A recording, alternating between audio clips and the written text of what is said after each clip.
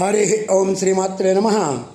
లలితా సహస్రనామ పారాయణలో భాగంగా ఈరోజు అమ్మవారి నామం 883వ నామం, 8 అక్షరాల నామం, యజమాన స్వరూపిణి.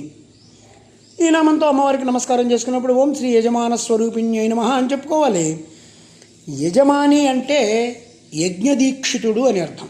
అసలు యజ్ఞమంతటికి ఎవరు ప్రధాన బాధ్యత వహిస్తున్నారో, దీక్ష ఎవరు స్వీకరించారో వాళ్ళని యజమాని అంటారు. యజ్ఞం చెయ్యడానికి బ్రాహ్మణులకు కావాల్సినటువంటి సమస్త సంభారాన్ని సమకూర్చి యజమాని దీక్షితుడవుతాడు. ఆయన దీక్షితుడై వాళ్ళందరి సహకారంతో యజ్ఞం చేస్తున్నప్పుడు ఆ సహకరిస్తున్న శక్తి ఎవర్రా అంటే ఈశ్వర శక్తి. అక్కడ దీక్షారూపంలో అమ్మవారు ఆ యజమానిలో ఆవిడ ఆవహించి చేయించుకుంటుంది. ఆవిడ యజమాన స్వరూపిణి. పంచభూతాని చంద్రార్కావాత్మేతి మునిపుంగవాహ మూర్తిరష్టా శివస్యాహు దేవదేవస్య ధీమతః ఆత్మతస్యష్టామి మూర్తి యజమానస్య హృదయే పరే. లింగపురాణం చెప్తోంది. పంచభూతాలు, సూర్యచంద్రుడు, ఆత్మ, ఈ 8 కూడా దేవదేవుడైనటువంటి శివుని మూర్తులు. అష్టమూర్తి లింగాలు అంటారు శివుడిని. వీటిల్లో ఆత్మ అనేటప్పటికల్లా అది 8వ మూర్తి అయింది. యజమాన మూర్తి ఏదైతే ఉందో అక్కడ ఆత్మరూపిణిగా అమ్మే ఉన్నది.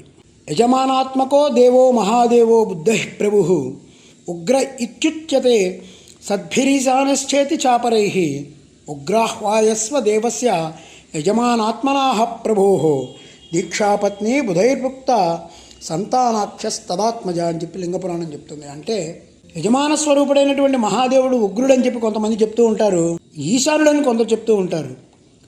ఈ యజమాని రూపుడైనటువంటి ఉగ్రుని పత్ని దీక్ష, వారి పుత్రుడు సంతానుడు. ఈ విషయం వాయుపురాణం కూడా చెప్తోంది. ఉగ్రతానుస్తపమీయ దీక్షితైర్బ్రాహ్మణై సహ దీక్షాపత్ని స్మృతా తస్య సంతానః పుత్ర ఉచ్యతే అని చెప్తుంది వాయుపురాణం. అట్లాగే ఇక్కడ ఏంటంటే యజ్ఞ దీక్షితుడు ఎవరైతే ఉన్నారో అతనిలో ఆవాహన అయ్యి ఆ యజ్ఞాన్ని సరిగ్గా సంకల్పం చేయించి పూర్తి చేయించే తల్లి ఎవరైతే ఉందో ఆవిడ యజమాన స్వరూపిణి.